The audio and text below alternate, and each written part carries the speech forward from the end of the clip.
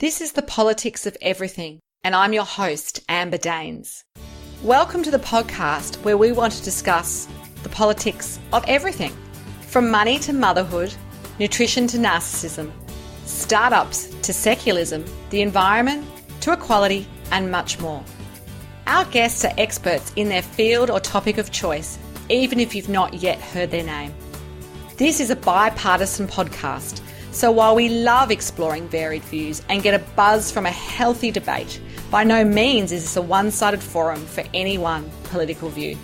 So please listen up and enjoy the politics of everything.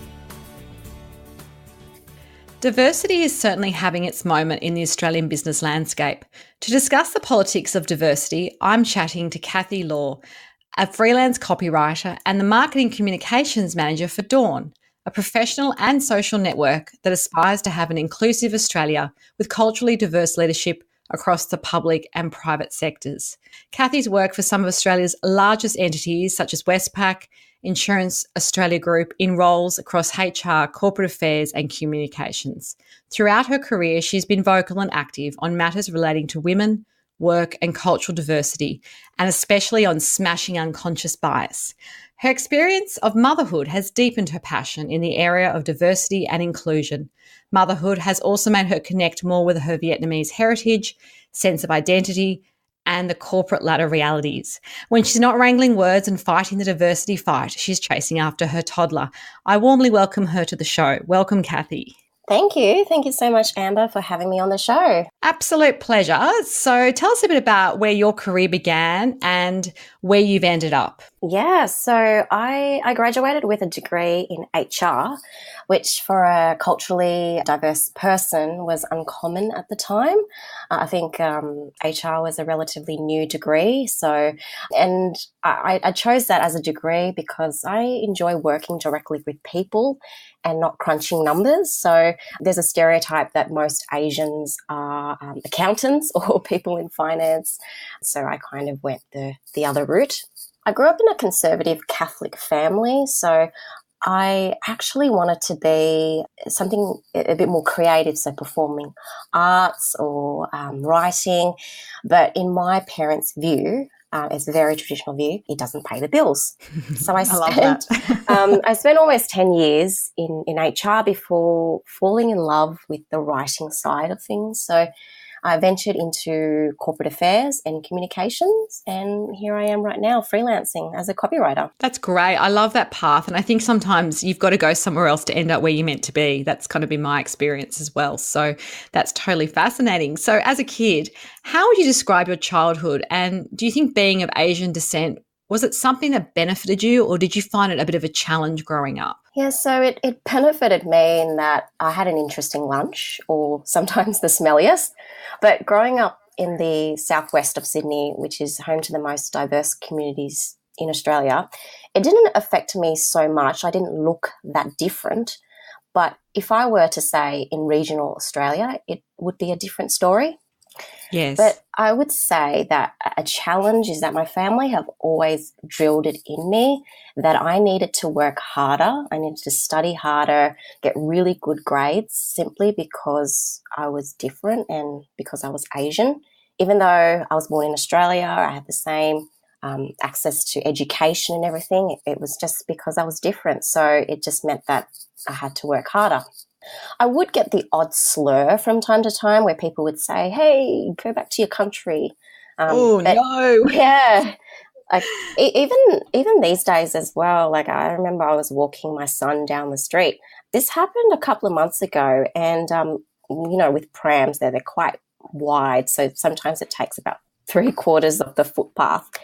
And then this lady just yelled at me and said, do I have to move to the side for you? Like, go back to your country.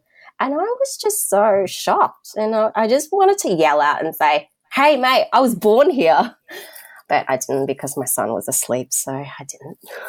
Oh, your baby's sleeping. Never wake that. Even if it's coming across as you're avoiding your diversity challenges there. But I'm curious to know, to dissect a little bit more into idea that diversity is such a business focus now. And I know that plenty of companies that I work with as a consultant, big and small, recognize both the economic and social benefits of having a diverse workforce. Do you have any insight into why it's taken so long for this to be actually a conversation that we're having, given the fact that Australia has been a multicultural country for many decades? Yeah, so I think it's great that it's a big focus now. So when I studied HR, it wasn't a focus at all. So I think it's good. We can't ignore the benefits, and we simply can't ignore the rising economies and the fact that Australia is in the Asia Pacific. But I think that there are many reasons why it's taken a little bit longer than we would like to. So it's taken long because Australia isn't as progressive as we'd like to think we are.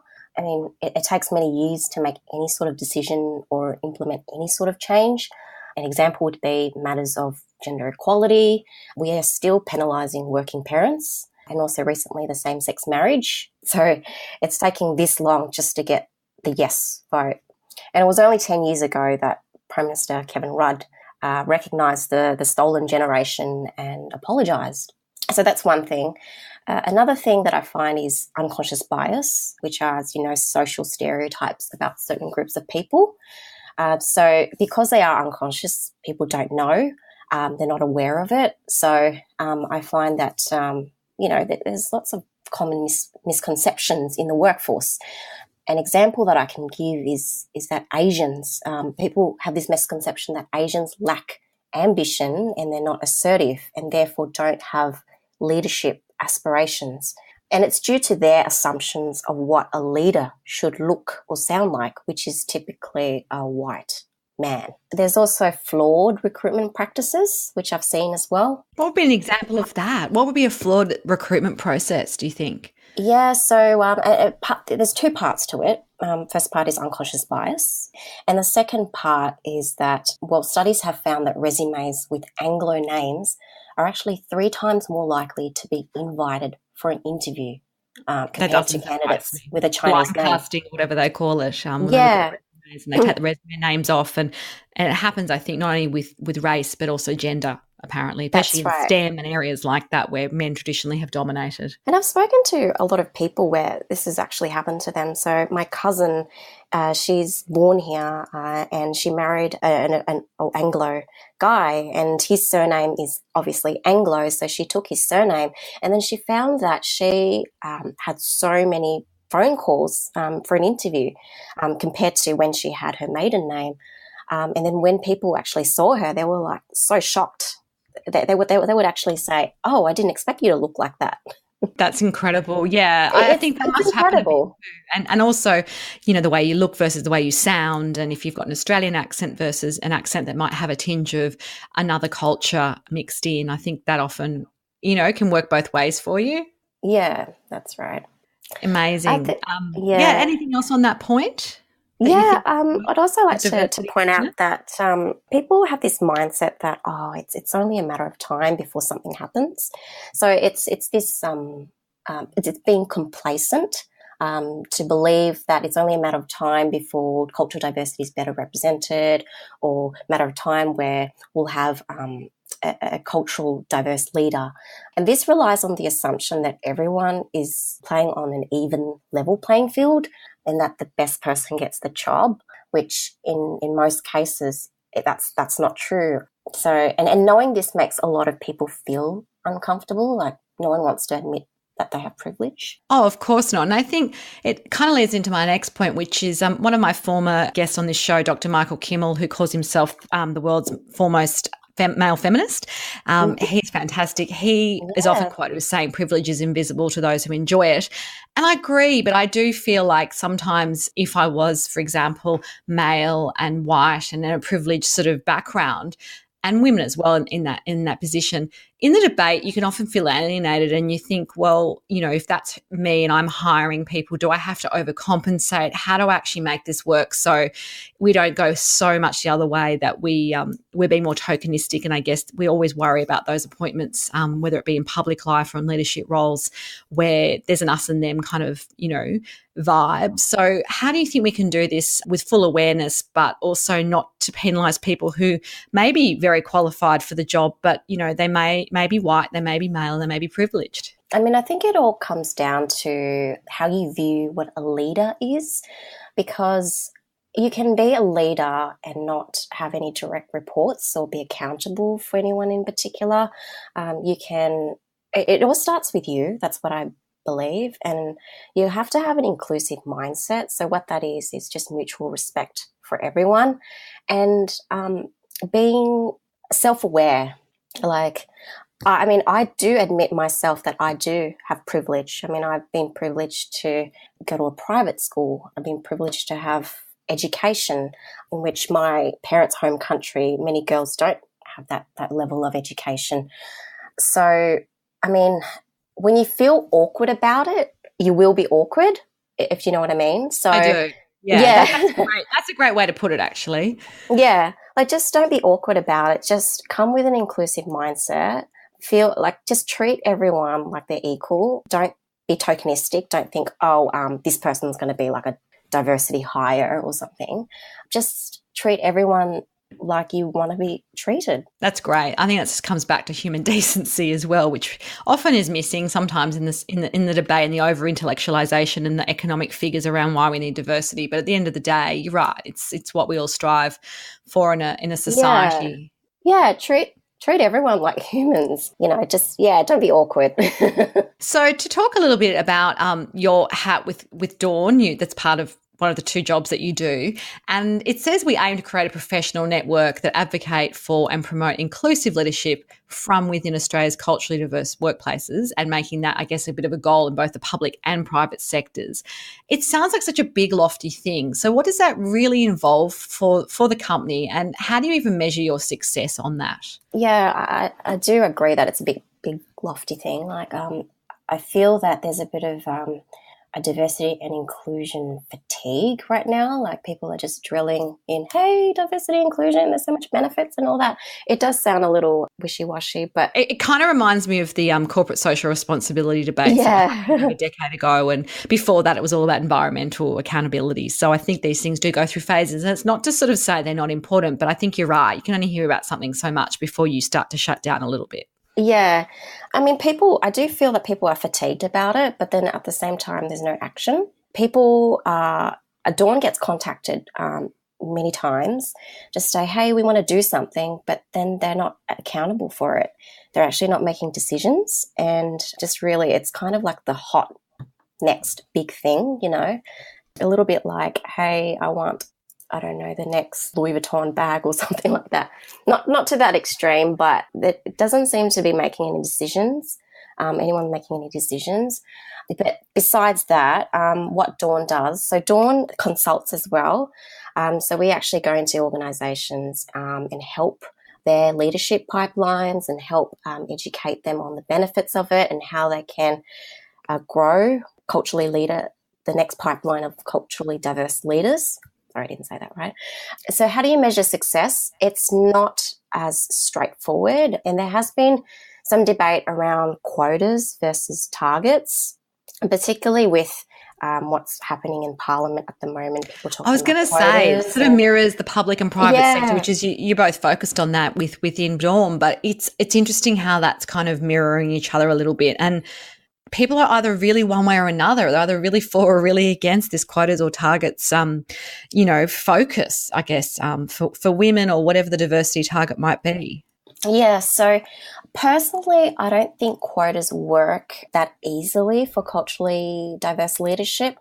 And why do you say that? I'm just going to pick you up on that. Why do you say that? The reason why is you can be a white Anglo person, but you could have a very culturally diverse mindset. You could have worked in India, China, America. You would have had a wealth of knowledge, cultural knowledge, but you just look different versus someone that may be Asian but living in Australia but has never travelled in their life and doesn't speak their mother tongue. That's interesting. Yeah, so you can be you can have a culturally diverse mindset but not have a culturally diverse heritage, if that makes sense. So It's not as clear cut. And plus, there's a lot of negative connotation towards the word quota as well. It suggests something that is policed. It's kind of like, I don't know, I kind of think of it as kind of force feeding someone something. It's Yes. yeah, versus targets. I feel is a bit more aspirational. It has something that it's something that you could look forward to. Are we just playing with words though? Is it kind of just splitting hairs? I guess it's that thing of, I've heard, just to go into the political realm, the Liberal Party, there are Liberal people in leadership there who say, yeah, we do need quotas, but we can't call them that because the Labor Party calls it that. So it's sort of that thing. So we're not going to do it, or they did it first. And so I guess if it gets you to the point you need to be, does it matter? It doesn't matter. Well, that's my view on the definitions of each word and how it's perceived. Yes. But, I mean, at the end of the day, I don't feel like something should be forced onto someone. I feel that that's not the right approach. I think before you actually commit to something like that, you need to have, just going back to that inclusive mindset. So being mutually respectful of everyone and treating them like you want to be treated. Also, companies should collect meaningful data as well. So if you are committed to having culturally diverse leaders, collect data on their cultural heritage as well. So that way you could measure diversity and progress and hold leaders to account. So, yeah, just have like a diversity champion. So a lot of companies have what's called employee action groups. So where it's kind of like a social club, so to speak, where they talk about ways in which they could encourage like women in leadership or awareness of LGBTI, that sort of thing. So where I was working at before at Westpac, they had a number of employee action groups, 10 actually, where they had an executive sponsor, and yeah, they hold leaders to account for it. That seems really not only like more appealing, but it just seems like something people would buy into more easily than sort of, I guess, a policy which might come from the top, if you like, or from a HR department, and then it's sort of forced upon you as well. Because I guess there's room for discussion and human discussion, as well as just the measuring and the feedback. Yeah, and it also shows that everyone's responsible for this as well. It doesn't take someone that's at the top of the food chain to make all the decisions. It all starts at the bottom as well. It all absolutely starts with, totally agree you with as an individual. So do you think HR departments become bound by these hiring policies focused on diversity? And does it matter if that sort of happens, or like we say, do we have to just be more sort of, we want targets, but we don't have to do it this way? Like how accountable do you think we need to be to make this work for the long term? So it's not something that's like a flash in the pan where we have a moment of greatness and then we go back to our own old ways. Yeah. So when I was in my HR role, I think it's just, it depends on your level of influence and the business that you are supporting. So I have seen where a lot of leaders are just, they're desperate to find someone to fill the role and they don't care. Sometimes they don't care about diversity, but we always have to go back to the principles and also what the values of the company is. So I think it takes a really good HR business partner and also very strong influencing skills to make this change. And also, of course, leaders need to buy into it as well. Of course. So, number one, I think that's the thing. And like you say, it comes at all levels. And I think keeping everyone accountable probably helps in the organisation. Yeah. And when people are hiring, I find, it is a very emotional process. And I'm just going back to unconscious bias as well. That's inevitable. And also it's just people are so used to hiring people that are like themselves that they forget everything else. They forget to think outside the box. So it's just kind of reminding people to refocus and relook at what's important. Absolutely. So in this path of seeking that true diversity in your workplace, can it backfire if companies don't fully engage their staff, or there's a big change, for example, all of a sudden, or perhaps all the leaders aren't sort of 100% committed to this? Is it kind of something we need to be conscious of, and how do you address that so it actually works and people don't turn around and say, see, doesn't work? Yeah, so, it can backfire. So we can say that within our political environment at the moment. I mean, there's lots of talk about diversity, but there's not much action there. The Google case as well, which happened not too long ago with that infamous memo about the idea on, do you remember that case? No, do you just want to share that with us? Yeah, so one of the engineers shared a memo just via their social media platform. So he talks about how Google's diversity and inclusion programs are really extreme and authoritative. He argues that the reason why there's not many women in tech is because of their biological and cultural differences between men and women. And Oh, therefore my that goodness. plays a role in pay gap and lack of female representation. Yes. So because that happened in the States, they have different laws around dismissing employees and HR processes. So I think in that case it did backfire, because personally I feel from an HR point of view, there were other ways to handle that situation. They actually ended up firing the guy because they viewed him as a reputational risk. Oh, of course. I mean, especially when it's something so public and social media just goes so widely. Yeah. It's not like you can sweep that under the carpet and say, oh, he just said that in the kitchen at lunchtime. It's it's very public. Yeah, but he did, I mean, not so public. It was within their internal social media platform. Oh, okay. But I would it wasn't imagine, like it was on Facebook no. or anything. It leaked. Yeah, I was going to say there's always a leak. Like those, Yeah. I think the idea that it's a closed network always makes me laugh, because I always my litmus test when I work with my clients in the communication space would be around, if you don't want to see it on the front page of the newspaper, maybe don't post it or say it. It's that thing, if you don't really know where that could go, people would take screenshots, whatever it might be. So yeah, I think once you put it out there somehow, it does have a life of its own. So that's also a lesson, I guess, if you do have some personal concerns and how you would deal with that. Yeah, that's right. I think also Starbucks made a really good stance recently as well.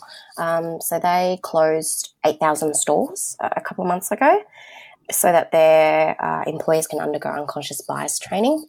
Did you hear about that? I have heard a bit about this. And what does unconscious bias training look like? Do you have to take your brain out and wash it and put it back in? I mean, how do you do that? Yeah, so unconscious bias training, I mean, depends on the provider. There's a lot of unlearning as well and admitting privilege. Which must be confronting for a workplace sometimes. It is confronting. That's why not many people want to do it. Absolutely. It's a bit of denial. Yeah. But I can see the benefits. Yeah. It would sort of be it's like when you go to therapy, it's not necessarily something that's pleasant, but, you hope it gets you where you need to get to in the end. Yeah, it's kind of like going to the gym or running a marathon. It's a painful process, but I mean the benefits are there. It's just that that pain. Get through the pain, no gain, as they say.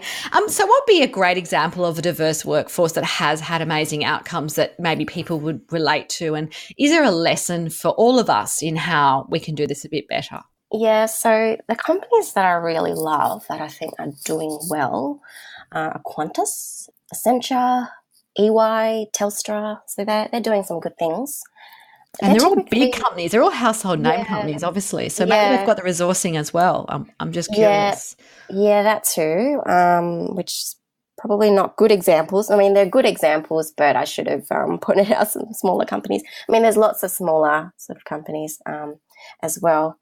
But the companies that typically do well are the ones that involve all their people across all levels. So I did mention before, with the employee action groups as well, having them, just making people feel that they're empowered to have a voice within the organisation. Yes. It's just as simple as that. Yeah, it's just, I guess it's like anything. Like you mentioned the gym before, once you start doing it, those muscles get worked and it becomes normal. Yeah, and then just view it as a positive thing. Don't view it as, oh my God, more work. Unconscious bias training, boring. Yeah, absolutely. Yeah. It's not sort of like your, fire safety induction process or something where you sort of, it's a necessary evil, but it's pretty boring at the end of the day. I think people can get a lot out of it. It's just having a mindset that's open to it as well. I'd be curious to know, you've obviously had a very interesting background, but you must have had some special mentors or inspirational people that have guided you. If so, is there one or two people that you could share, and what have they taught you about business or life? Mm-hmm. The first person I'd like to mention is Lee Lin Chin. Oh, I love her. I love her too. Don't tell me you're related or something really cool. I wish she could be my best friend, but she doesn't know who the hell I am. I love her because she's not afraid to be who she is. She's comfortable in her own skin. She's got a sense of style, and most of all, she's Asian. So just growing up, she was one of the only ethnically diverse people on TV.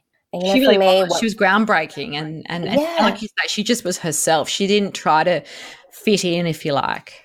That's right. She didn't try to fit in the mold, and for me, little me, that was really powerful. And I find that even today, it's still like that as well.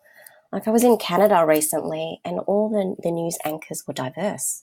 And then I go back to Australia, it's all the same. Yeah. And then it just makes me feel like, well, what if I wanted to be a presenter? What if I wanted to, I don't know, be on TV or something like that? Like, no one would consider me. No one would even consider me on The Bachelor because they all look the same. Well, you don't need to go on The Bachelor, I'm sure. That's a great example of someone who you perhaps haven't met but has inspired you along the way. And do you have any final top 3 tips or 2 tips or 1 tip for anyone out there who wants to get on top of the politics of diversity? Sure. So firstly, do unconscious bias training. I think everyone would benefit from it, no matter who you are, where you work, or what you do.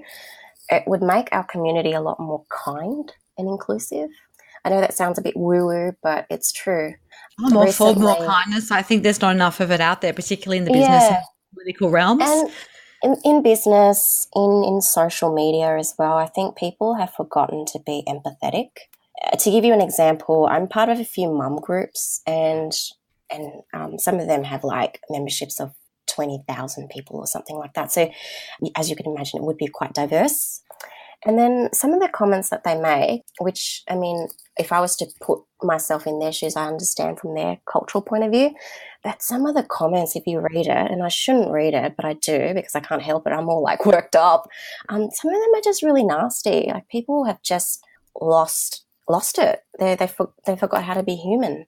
So, do the training. And if you're organising any events or panel of speakers, just think about having a diverse lineup. Oh, I'm big on that. Really yes, I've worked in events over the years, and, we have rules of, particularly if it's banking or finance or somewhere that's, there's not a lot of women at the very top that, want to do public speaking, but we try and encourage it. We try and have at least 30%, no sausage fest, so no men only. Yeah. And just ages as well. So not thinking that, just you have to be grey haired to have authority on stage as well.